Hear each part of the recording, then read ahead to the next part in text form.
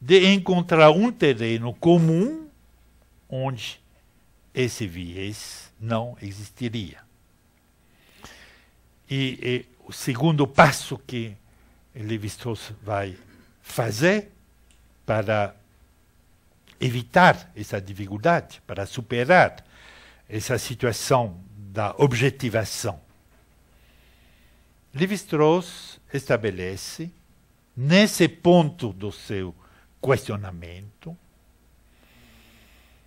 que o ponto onde nós e os outros se encontram não é nessa relação sujeito-objeto, mas é num espaço diferente que ele chama de inconsciente. Além de serem universais, as estruturas do pensamento humano são inconscientes. Por isso, não temos que enfrentar a contradição entre sujeito e objeto, porque não existe nem sujeito nem objeto. Todos nós, seres humanos, compartimos algo, um espaço, onde as determinações históricas ou sociais não existem, e esse terreno comum se chama o inconsciente. A consequência disso é que não somos os donos do nosso destino. Nem temos liberdades, nem mesmo consciência das nossas determinações. E por essa razão, a única perspectiva de construção de um verdadeiro saber, o que é o último valor para Lévi-Strauss, reside na tentativa, no esforço de tomar consciência da nossa dependência do inconsciente. Acho que é importante, eu vou repetir a frase. A única perspectiva, a única maneira para nós de construir algo que poderia valer como verdadeiro saber. Essa é a única maneira que temos, por causa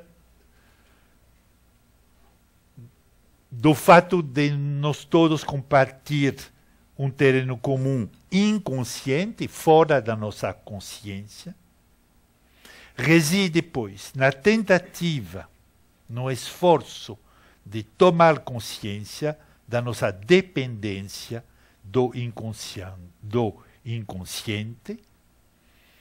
na noção muito geral que cobre o inconsciente psicoanalítico, o inconsciente social, o inconsciente ideológico. Dizer ou descobrir a verdade, tentar reproduzir algum tipo de verdade, não consiste, pois,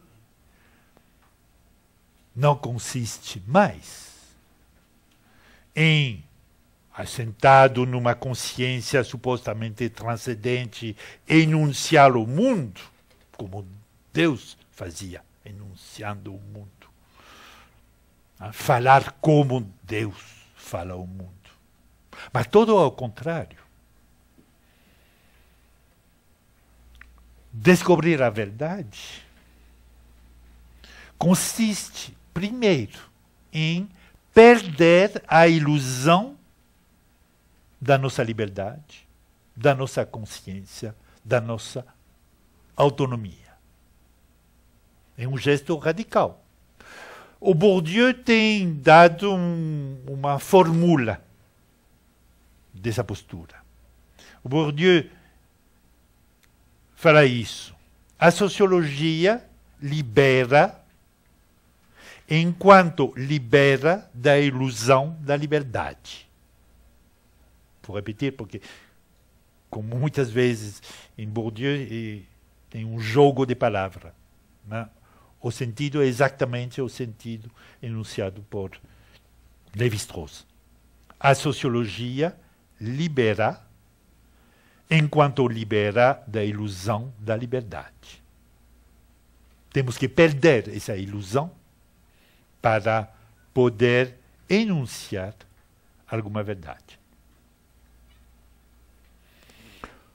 Os mestres da suspeita, eu já falei a semana passada dos mestres da suspeita, Marx, Nietzsche, Freud, que são como os pais do pensamento crítico dos anos 60, estão todos à busca das ilusões do homem cartesiano, do homem do humanismo triunfante.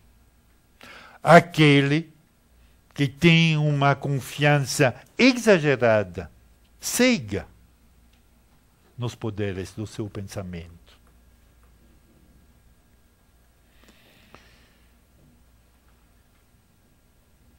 Tem uma segunda fonte desta postura estruturalista de Lévi-Strauss. Fonte de mesmo índole e que reside na linguística. E em Nova York, em 1943, 44, Lévi-Strauss encontrou o matemático francês André Weil, que lhe prove com esse modelo de Klein que o Lévi-Strauss estava usando na tese as estruturas elementares do parentesco. Mas tem um segundo encontro fundamental nesse período para o Lévi-Strauss e para o surgimento do estruturalismo radical de Lévi-Strauss, e se trata de Roman Jakobson. Na medida em que a pesquisa sobre as condições de possibilidade da verdade já não podia se limitar ao que era nos tempos de Descartes, ou mesmo de Kant, quer dizer, a questão das regras a serem seguidas para dirigir corretamente o seu pensamento. Hoje em dia, para estabelecer os procedimentos do pensamento racional, é preciso interrogar-se sobre a linguagem mesma e o uso da linguagem. Após as várias crises do pensamento racionalista, a questão da linguagem, a questão da suposta transparência da linguagem, a questão da linguagem como puro instrumento, né? A linguagem como algo que estabelece uma conexão entre o meu pensamento e a sua mente. Essa questão vira fundamental. E, de repente, quando se pensava que a linguagem era transparente, de repente se toma consciência de que é uma estrutura muito forte e que achar que podemos transmitir uma mensagem assim, sem perda, sem transformação, resulta uma ilusão. Ilusão de que, quando falamos, estamos dizendo exatamente o que queremos dizer, numa situação de comunicação ela mesma transparente. Então, aparece a questão da opacidade da língua, e a opacidade, para o locutor, significa que ele não é totalmente consciente do que está veiculado pela linguagem. A linguagem veicula mais do que eu estou pensando comunicar. A língua tem elementos que para nós são inconscientes. Esse caráter inconsciente da linguagem vira um princípio fundador. Não somos nós os que falam, é a língua que fala através de nós. Cremos que a linguagem é uma coisa própria a nós. Mas não, existe antes de nos falar. Não somos os donos da palavra, mas sim sujeitos do inconsciente da língua. Lembro, e talvez é uma frase que vou retomar mais tarde, lembro a conferência de inauguração de Roland Barthes no Collège de France.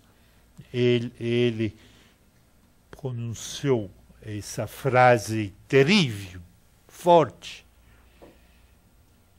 a propósito da língua, dizendo: a língua é fascista. Quer dizer, a língua nos obriga. Nos obriga. Então, o espaço de liberdade tem um espaço. E quando eu vou falar da literatura, eu vou falar desse espaço. Espaço de liberdade, de trabalho, né? Forçar a língua. Mas, em si, a língua pode até ter esse poder exagerado, poder sobre nós, fascista. A língua, e nisso Lévi-Strauss remete ao curso de Linguística Geral de Ferdinand de Saussure. Ele também é um dos pais do estruturalismo linguístico. A língua consiste num sistema diferencial absoluto sobre o qual não temos poder. Um sistema de signos arbitrários, no qual, para nós, é impossível mexer.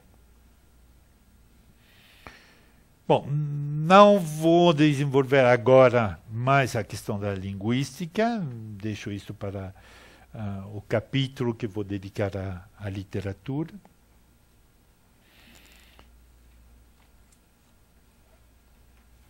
Mas é fundamental lembrar que a definição da linguística, da língua, do Ferdinand de Saussure, retomada por Lévi-Strauss,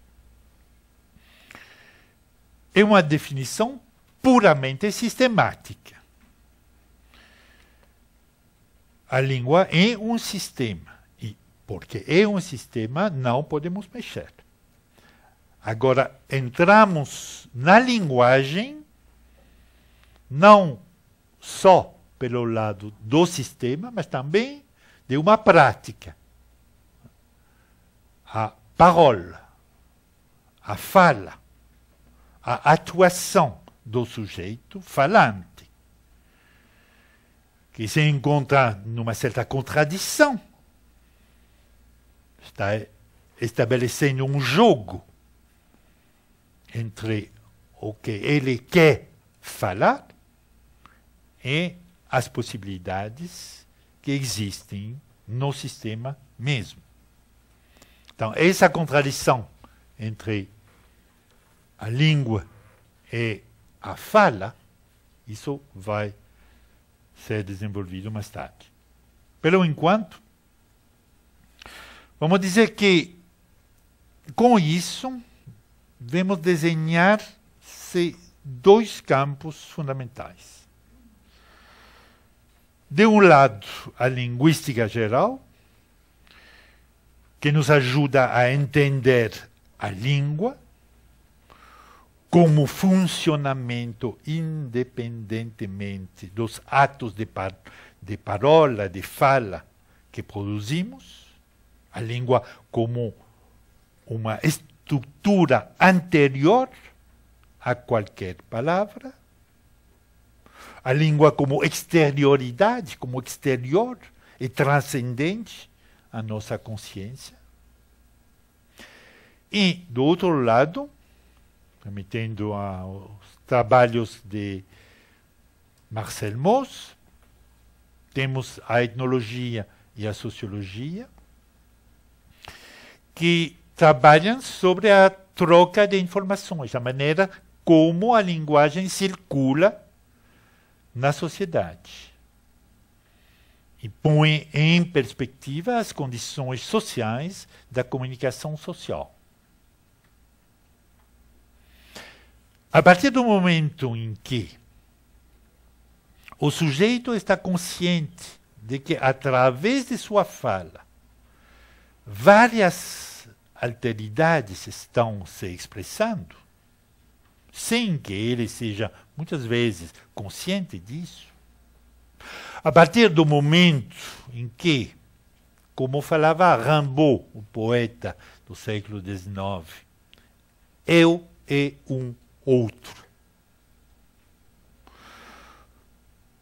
A questão da identidade do sujeito cognitivo, do sujeito do saber, vira fundamental para saber o que significa falar a verdade. Para a mentalidade ocidental tradicional, essa dúvida é um golpe fundamental. Eu acho que, mesmo hoje, essa privação do ponto de vista transcendental, essa expulsão do lugar transcendental do saber, constitui uma experiência com a qual o homem ocidental ainda não se conformou. Acho que hoje em dia, nas artes, na literatura, ainda essa questão está sendo trabalhada, porque estamos realmente ainda nessa situação.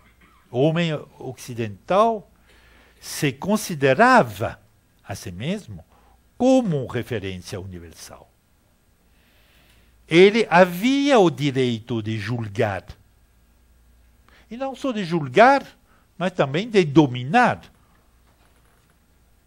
Dominar a natureza, maître et seigneur de la nature, como dizia Descartes, mestre e dono da natureza, dizia o Descartes, mas também de dominar os outros. Nesse sentido, a história do imperialismo bélico e econômico vinha como consequência dessa forma de consciência hegemônica do Ocidente.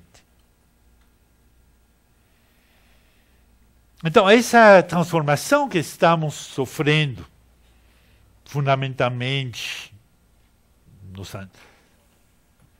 anos 50, se nota de maneira emblemática na variação da palavra ideologia. Originalmente, como se sabe, quando o filósofo Destutt de Tracy, filósofo dos últimos anos do século XVIII, revolucionário, pós-revolucionário, ele cunha a palavra ideologia. Essa significa, para Destutt de Tracy, organização lógica das ideias ou sistema coerente de ideias elaboradas pela razão esclarecida.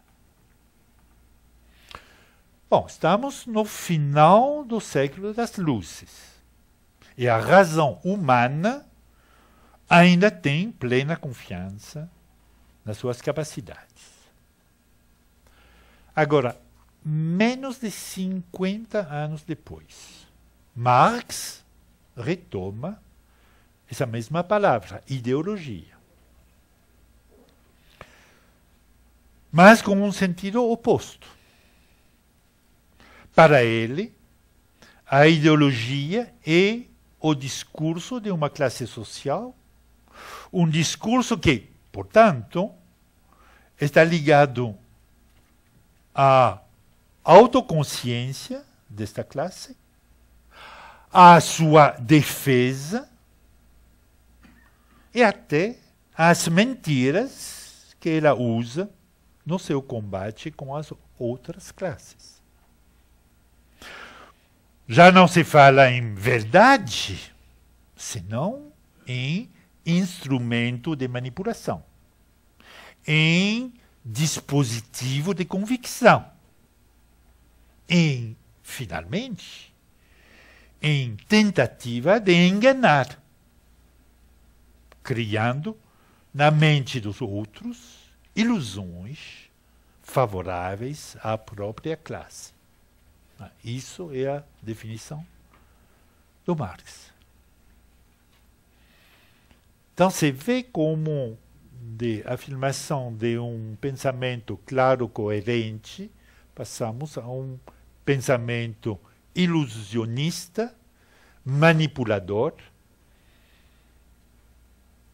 e nessa transformação aparece claramente a toma de consciência de que o discurso não pode ser simplesmente discurso de verdade. Tem, afinal, uma conivência entre os portadores do saber, aquela que finalmente constrói o que nós chamamos ciência, verdade, razão. Isso é uma conivência. Mas essa conivência, que dominava no sentido original da palavra ideologia, de Destutt de Tracy, vira sujeito a questionamento. O homem ocidental começa a perceber que o seu sistema de pensamento nada mais é, e nada menos tampouco, que uma ideologia, uma organização específica dos seus pensamentos, refletindo os seus interesses, a sua maneira de ver, a sua maneira de transformar o mundo no sentido dos seus interesses. Tomando consciência disso, o homem ocidental se dá também conta de que essa organização sua tem como efeito colateral de ocultar a verdade dos outros, de ocultar, de negligenciar, de não ver, de não prestar atenção aos outros sistemas de pensamento. Em lugar de ser um discurso universal, como achávamos, o nosso discurso aparece, daí para frente, como um discurso local, relativo, longe da verdade universal, um discurso atado a nossas circunstâncias e prendido a nossos interesses. Daqui o surgimento do relativismo social e histórico que caracteriza a época. Lembro do contexto dos anos 60, em particular em 68. A diferença entre 68, os 2 meses de 68 e os anos anteriores, é que em 68 a gente falava junto. Antes a gente publicava um livro, tinha um colóquio aqui, mas não tinha essa troca permanente. Durante maio e junho de 68, na França, teve uma troca permanente. Então, tem frases que permanecem, que são como um emblema do momento. E uma dessas frases é: de onde estás falando? De onde estás falando? Qual é o lugar da sua fala, do seu pensamento? Essa frase reflete, para mim, perfeitamente essa toma de consciência do relativismo social, político, histórico. Você pode estender esse conceito a todas as dimensões. Mas éramos profundamente conscientes de que a verdade era uma coisa difícil de achar. Difícil. Antes de mais nada, pois, era preciso desvelar o lugar de enunciação do discurso. De onde vem essa palavra? Carregada muitas vezes, sem saber, inconscientemente, das particularidades do lugar político, etnológico, histórico, social. Assim, ao lado da linguística, a etnologia, essa etnologia cotidiana, de onde você está falando? Bom, e já abre a possibilidade de uma pequena etnologia do lugar do seu pensamento. A etnologia vira, para todo esse pensamento crítico dos anos 60, uma das disciplinas dominantes, por tematizar a questão da situação de enunciação do discurso.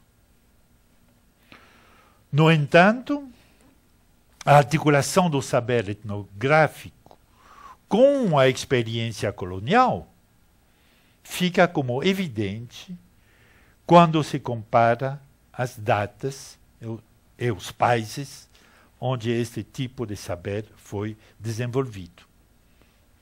A etnologia está diretamente ligada à empresa colonial.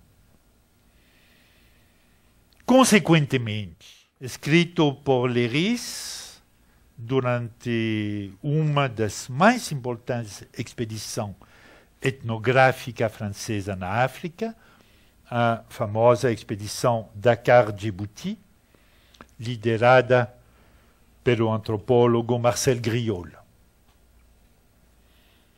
Neste livro, O Espectro da África, ou A África Fantasma, talvez pela primeira vez, com tanta clareza, aparece a ideia,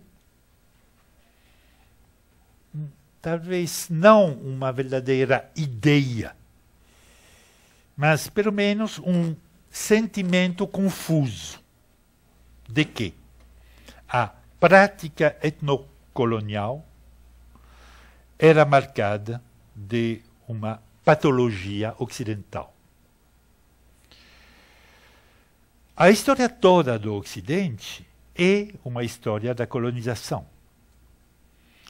E se pode dizer que, a partir da Grécia antiga, se ha construído uma filosofia que faz da consciência do colonizador a referência absoluta. O colonizador é o sujeito da história, aquele que dá a essa história o seu sentido. Como resultado disso, o poder colonizador legitima, de uma vez só, o seu poder e o pensamento que o acompanha, a eficácia técnica. A colonização, considerada